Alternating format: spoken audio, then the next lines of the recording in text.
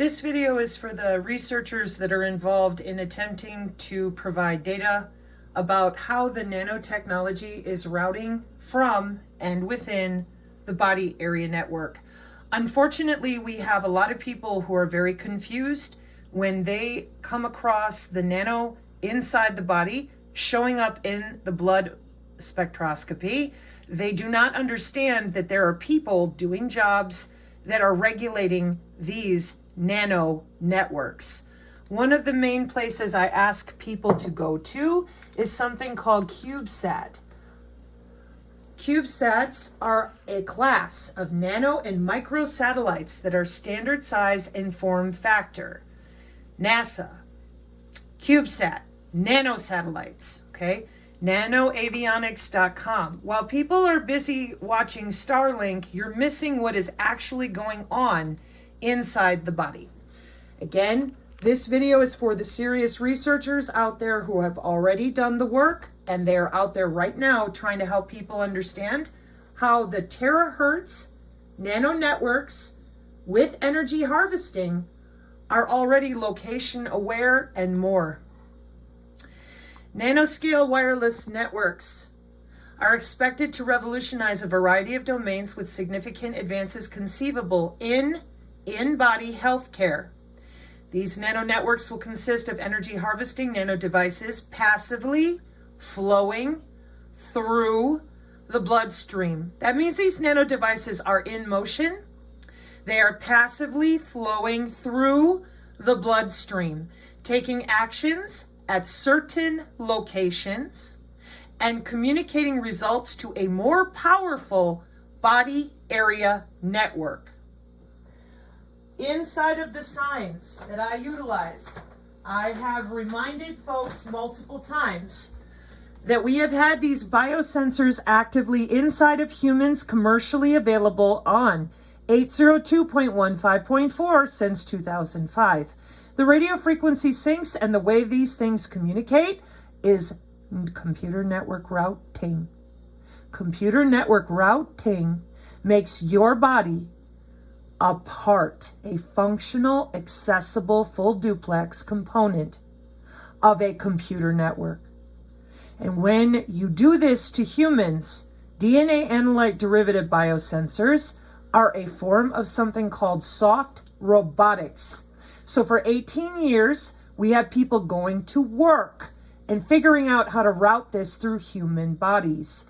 That's a long time, which is why I said this is a new cyber-physical backbone, which I can show on the IEEE. And other people have been out there endlessly showing other humans what is happening inside the bloodstream. Excuse me. There we go. So because it wasn't enough to see it under a microscope, and it's not enough to see it bouncing with MAC ID signals, which I'm going to go to here in another video, then what you need to understand is that your body is a node on the network. And if because there's somebody or there is an artificially intelligent machine learning algorithm pushing on these nano-sized networks for human data all the time. So if we've had this much time since 2005 to discern appropriate thermodynamic routing, nearest neighbor routing, and a whole huge system way past open shortest path first, and you can see it in the bloodstream, I wanted to know, how are we routing it? Where is the priority for routing it through the packet? Can it be mitigated? Can it be hacked? What are we doing with it? Meanwhile, I wish to point out that the majority of people out in the world are completely ignoring computer networking through the human body. I don't know why. And I wish to say thank you again to Todd Callender and Maria Z for putting page 1 of our Synergy Tech Metric PDF, which goes right along with the paper that I need you guys to get eyes on, because page 1 is how hitting these biomarkers inside the body repeatedly with the wireless sensor networks is going to tax the system, your bloodstream, because these biosensors are DNA analyte derivative. And when we also have all of this exchange going on, digital to biological and biological to digital, what we end up with is a very stressed body. Now, they've already calculated for clustered, who you're around, cross-layered, meaning who you're communicating with these networks as well. I'm being generic. Postural is whether you're sitting, standing, or moving. Quality of service aware, meaning making sure that we're getting our parity in check. And temperature aware. This is wireless body area network routing protocols, letting people continue to do these jobs with no oversight for almost 28 and 18 years. Also developing bioelectromagnetic routing scheme algorithms to keep you in place. Tell me how. I'm going to show you. And again, if you haven't downloaded the Synergy Tech Metric PDF, page 1 is the effect of coronavirus worldwide through the misusing of wireless sensor networks. So, nanoscale wireless sensor networks are passively flowing through the bloodstream, taking actions at certain locations and communicating results to a more powerful body area network. Assuming such a setup in electromagnetic nanocommunication in the terahertz frequencies. This is the other component that I would like those of you who are serious to understand. People like Mike Adams, the health ranger, are regulated by the Federal Communications Commission. The medical implant communication system is an actual radio frequency professional login for scientific, medical, bands, and industrial. People who sell satellites and bitty sticks absolutely have to be known by our Federal Communications Commission for mandating medical body area networks and all sorts of things. But back in the 50s, 60s, and 70s, they very quietly were putting radio frequency IDs inside of people, hidden by radiologists, on the same LoRa, low power, terahertz band. Why? I was born in 1979 with a mesh beacon enabled Mac ID. The Internet of Things was live in 1979. Designate software. Now, these people that are in with Mike Adams, Steve Quayle, writing about xenobots, all of them know the Black Awakening, the police chaplains, Stingray and Dirtbox, they know about what? Augmenting humans. This is wireless tissue engineering with metamaterials. For those of you that don't know, these metamaterials are made for the biological digital convergence, taking your literal cell structure and electrically changing it by hacking the bioelectric code of your literal body part, the same one they won't let you talk about all this time. That's because they're busy going to work doing exactly what I'm reading out to you in this technical document about how they're using the little Bluetooth mesh networks to route all around you and to change your cell state, to watch what you're doing for way more than the localized medical body area network. We propose a network architecture that can support fine-grained localization of the energy harvesting in-body nano nodes, as well as their two-way communication with the outside world. The main novelties of our proposal lie in the utilization of location-aware and wake-up radio-based wireless nanocommunication paradigms, as well as software-defined metamaterials for supporting the envisioned functionalities in terahertz operating energy harvesting in-body nanonetworks. We argue that on a high level, the proposed architecture can handle a large number of nanonodes while simultaneously dealing with a short range of terahertz in-body propagation and highly constrained nanonodes. Developments in nanotechnology are bringing to light nanometer-sized devices for enabling a variety of groundbreaking applications. In-body healthcare is among many of the interesting domains where nanotechnology is expected to be beneficial. Nanotechnology is envisioned to enable molecular level detection of viruses and bacteria, high precision drug delivery, targeted monitoring, and neurosurgery. I am reading you the first paragraph in the introduction. Toward location-aware, in-body, terahertz nanonetworks with energy harvesting.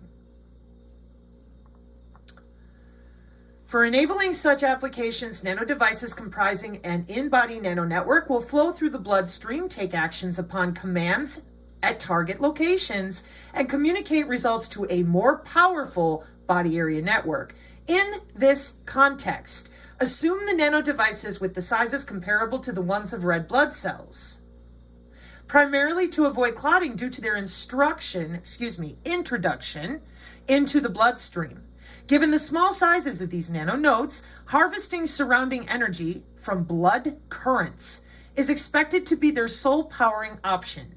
Due to their constrained energy and tiny form factors, these nanonodes are anticipated to be passively flowing without the possibility of mechanical steering toward the targeted location. To support controlling the nanonodes upon reaching their target locations, there is intuitively a need for knowing their current locations. There is also a need for communication between the outside world, i.e. body area network, and the nanonode, e.g. for issuing control commands, as well as between the nanonode and the outside world, e.g. for delivering its readings. One of the promising enablers for communication in such a scenario is to utilize electromagnetic signals in the terahertz frequencies. This is because the communication in these frequencies allows for tiny transceiver form factors, the prime requirement for in-body nanonodes. However, the terahertz band has its peculiarities, primarily pertaining to high scattering and spreading losses.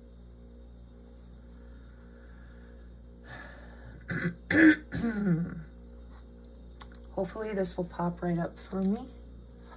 God bless. Thank you, Jesus. Okay, when they're talking about the scatterers, for the folks that study here on the channel with me, we're talking about these right here. All this math right here is your moving scatterers. The 3D geometrical model for an NT times NR multi-input, multi-output channel with fixed and moving scatterers. A non-stationary relay-based 3D multi-input, multi-output channel model with time-variant path gains for human activity recognition in indoor environments. Okay, ResearchGate. So, with our nano satellites, and we didn't tell people what we were doing on the Cisco backplane with our DNA centers, which stands for what? A digital network architecture. That means I can change it in any way I want to. It's digital, virtual, like VMware. This is very disturbing because your software-defined networking is bouncing these little Bluetooths and mesh networks all over the place with the help of ubiquitous computing. Think of it as weaponized air molecules because the molecular structure in the air is atomically variant. We have specialized atomic atoms floating around to do little things electromagnetically, electrically, that are also watched and categorized by the same Cisco backend. This is why when I realized software-defined networking in 2013 had really changed and everything is digital and available to be moved from the edge flare and the fog, I was very confused briefly because I'm like, how are you guys doing that? Well, simulation software for their communication. Now, this is somebody else's paper, researchers, and they're looking at the corona routing system for nanogrids. And so I looked at this and I went, now wait a minute, I've seen the Zook before and your graphene quantum dots and what they're looking at, okay. The introduction of the corona system point out the objective of their routing method is the communication of nanomachines, explicitly alluding to graphene. Nanomachines are fully autonomous nodes. Let me zoom in on this for you. Fully autonomous nodes that can perform simple operations and communicate over short distances. Currently, graphene-based miniature antennas are introduced, Professor Ian again, 2010, that give nanomachines the ability to achieve high rates of transmission over very short distances when operating in the most promising operating spectrum of the terahertz band. These networks are expected to be widely deployed in a variety of fields such as biomedical, industrial, environmental, and military. This means that in 2015, there was already evidence of graphene nanoantennas for these purposes, which once again corroborates what everybody else found. But when I saw the Cisco distributed access architecture, the one that I had to draw here to prove that the people who lied about the way we handle the emergency alert system, I realized that right down here we had changed and made a remote physical layer still routing through the same distributed access architecture, and I wanted to know how. I knew it's converged networks, but I'm like, how are you guys doing that? Network function virtualization, software-defined networking, and DNA, digital network architecture. I keep wanting to say distributed because of down here. No, digital. And it's watching everything in such a way that they're looking through your house, they're looking at everything, because we have opto-array, we have the routers with frequency oscillation can use just the frequencies to view where you are and what you're doing. Then we have the different types of actual dynamic controller placement and software-defined vehicular networks. We have automatic deep neural networks for metasurface design with wide frequency range. And this distributed access architecture literally walks across and feeds back into every control backplane on the fiber and copper throughout our country. No maybes. That goes for your blockchain as well, because your blockchain is using the logical link layers and the physical layer to chatter back and forth for its consensus at the network layer to try not to put all the load on the bottom layers. So those of you that don't understand, I don't buy that. The reason I don't buy that is because of what I continue to run into. You guys built this stuff. And you didn't start building it yesterday, all right? So let's keep reading, because this is pretty frightening, at least to me, given that everyone else in the world thinks I'm crazy. And what I wrote down a year ago at Halloween is right here mathematically. So, in this context, assume the nano devices with the sizes comparable to the ones of red blood cells, primarily to avoid clotting due to their introduction into the bloodstream. And they didn't know that clotting was going to happen? Given the small sizes of these nanonodes, harvesting surrounding energy from blood currents is expected to be their sole powering option. Due to their constrained energy and tiny form factors, these nanonodes are anticipated to be passively flowing without the possibility of mechanical steering toward the targeted location. Okay, I'm going to skip down to here. Current research efforts in this direction are sparse, mostly focusing on addressing only some of the above stated challenges.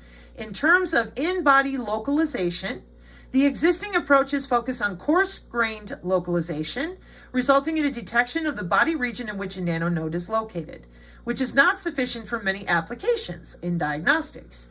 In terms of communication, current research mostly focuses on random channel access-based, link layer, and flooding-based network layer protocols, both known to increase the interferences in the system, making the envisioned nanonetworks with a large number of nanonodes infeasible in practice.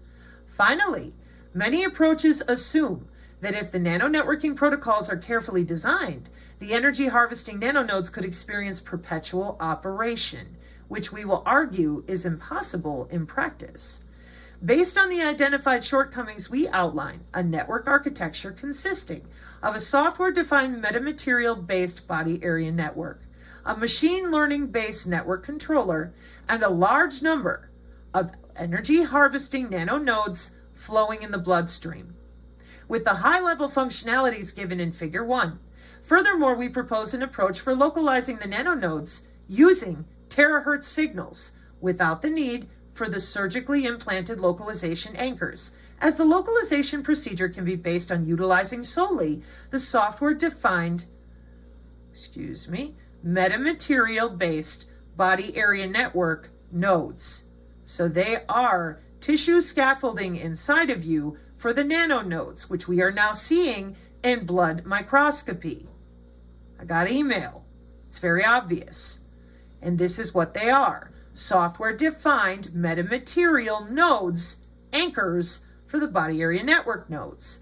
Moreover, we propose the usage of a directional nanoscale wake-up radio based on ultrasound, hence easily penetrating the human body, for location-based wake-up of only a desired set of nanonodes. Location-based route selection is envisioned to support communication between the nanonodes and the software-defined metamaterial-based body area network, which in turn benefits the energy consumption of the nanonodes compared to flooding. Finally, the network controller serves to estimate the quality of localization as well as the energy fields of the nanonodes, which is then used for optimizing the selection of the nanonodes to be awoken, resulting in an optimized selection of the communication paths between the nanonodes and the outside world. And as I explained to the Psinergists, your lunch should be nourishing your bloodstream. Instead, it is optimizing the selection of communication paths between the nanonodes and the outside world. And we're going to look at the voltage, and we're going to look at how it's doing it right now. Location-aware terahertz operating in-body nanonetworks with energy harvesting. The authors discuss the requirements that in-body healthcare applications are likely to pose on the supporting nanonetworks, which are summarized in Table 1, with the indication of whether or not they are considered in this work. With the design requirements in mind, the high-level network architecture as well as block diagram with the main components of a nano device are depicted in Figure 1. The nano device consists of a module for harvesting environmental energy, with the most promising approaches for such harvesting at the nanoscale based on vibrational cycles of ZNO nanowires generated by blood currents or heartbeats, or radio frequency power transfer. The nano device also features modules for computation, data storage, and application support, as indicated in the figure. Application support can be defined as sensing and or actuation functionalities that the nano device is envisioned to enable, for example, detection and localization of cancer cells, sensing example, or targeted drug release, actuation example. These functionalities are well established in the existing literature. In the context of this work, the most interesting modules are the terahertz radio for localization and data communication, and the wake-up radio used for the wake-up of the nanonodes. From the technological point of view, a terahertz operating transceiver can be implemented at the nanoscale by utilizing graphene, which for low-range communication could theoretically feature extremely high bandwidths in the order of hundreds of gigahertz. Gigahertz to terahertz and terahertz to gigahertz, biological to digital and digital to biological digital convergence, for short distances of roughly 1 centimeter. On the physical layer, we consider the usage of time spread on-off keying, SOOK, as it is a de facto standard communication scheme for nanocommunication in terahertz frequencies. And SOOK, very short pulses, represent logical, is that a 1? Well, yes, logical 1s, while logical 0s are represented by silences. Dimite Domini, excuse me. The time between transmission reception of 2 conservative bits of a packet is characterized by, and generally much longer, 2 to 3 orders of magnitude than the duration of a SOOK pulse. This is a feature of SOOK allowing for unsynchronized transmissions with low chance of interference. The energy consumption modeling in this scheme has usually been carried out by attributing certain consumed energy to transmission and reception of a SOOK pulse. So for those of you that are denying that radio frequency is weaponized, this is a radio frequency power transfer that the nanoscale harvesting here is basing itself off the vibrational cycles of nanowires generated by our own blood currents or our own heartbeats, or a radio frequency power transfer to us so it can continue to create itself. And you told people they were not even connected to the internet. And you told people that you didn't know what all those clots were. And you told people you didn't know what was running around in the body. Now, here's the problem. Here is your Black Awakening. Not only do they have apps for what I'm showing you right now to become stronger and weaker, this is the technology I grew up around. So as you can imagine, it's not surprising to me. It's disgusting how many of you are sitting there laughing at everybody else. They've been trying to show this under a microscope for what, 3 years? This paper is from 2022 in October, so a year ago.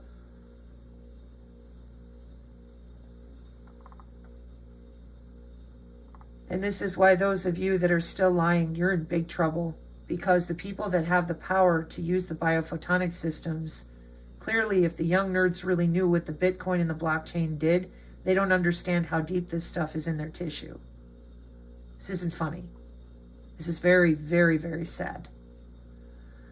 Software-defined metamaterial architecture, ultrasound-based wake-up radio, ultrasound source, control of metamaterial elements and consequently ultrasound waves. Intra, software-defined metamaterial terahertz location and communication, gateway, interface to the network controller.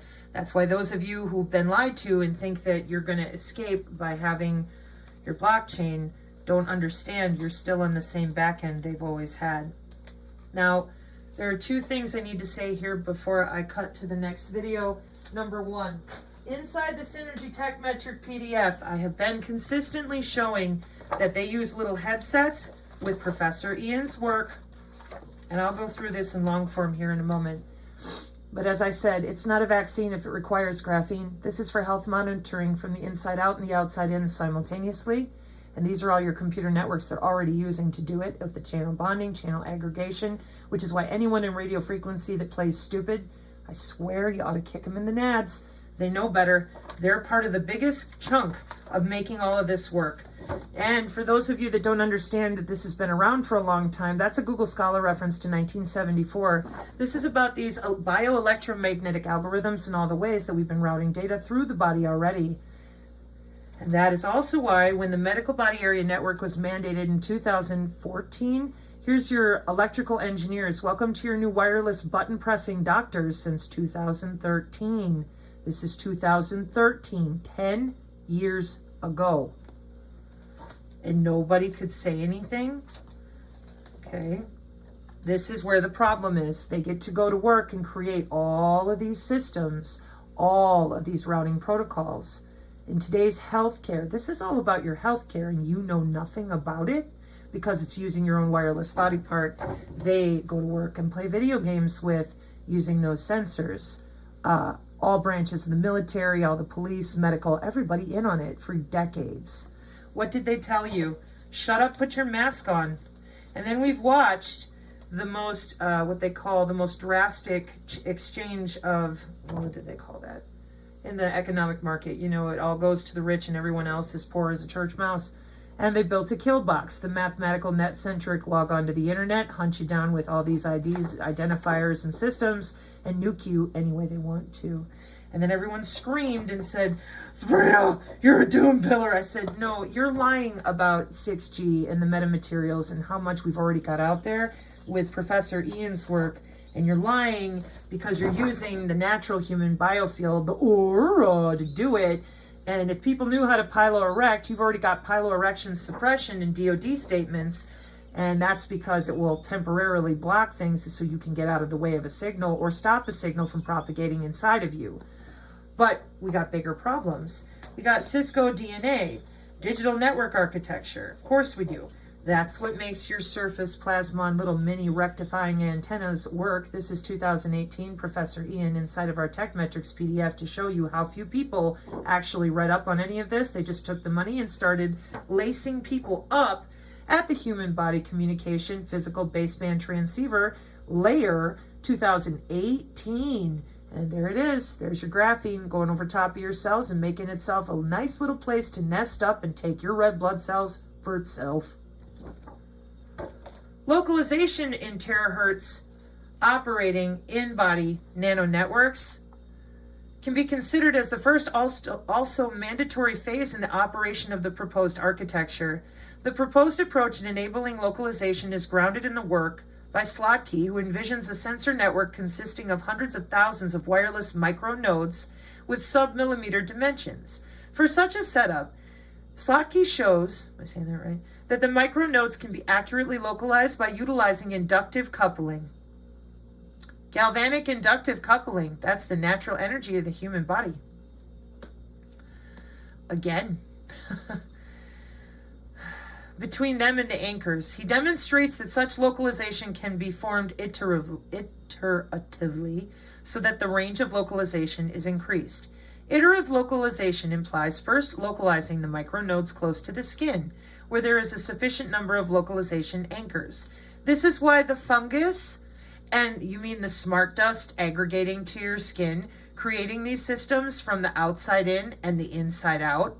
And so you purge yourself and you zap things with the nano bucket, you're still breathing it in, and they're connecting to you from the same Cisco backplane that we're using at the cable company. And that is not a maybe. That is the network architecture of an industrial global information grid sensors driven system, which is why when I got out here in the first place, I said, what are you doing? A personal area network includes a body area network, and the body itself is the weapon. No tower required. And you grew this stuff inside of people, said nothing. And I have not seen a network architect, a radio frequency engineer, I have not seen an electrical engineer get up here and click on this document right here. Oh, excuse me, not that one. Any of the sensor journals that we have. I haven't seen anybody come out here and try to explain the CubeSat. Nothing. Absolutely, literally nothing from anybody. So we went ahead and juiced everyone up with the graphene by scaring the shit out of them. And the results of that, as we can already see, are a lot of death because they just went ahead and did it anyways. Then they lied to everyone and said, oh, it's witchcraft. Performance of the iterative localization. Number of localization iterations as a function of the communication range and nanonode density, multiple response. I think it's time that people who are doing the spectroscopy take a look at this so that they can add it to their arsenal of ending unnecessary arguments.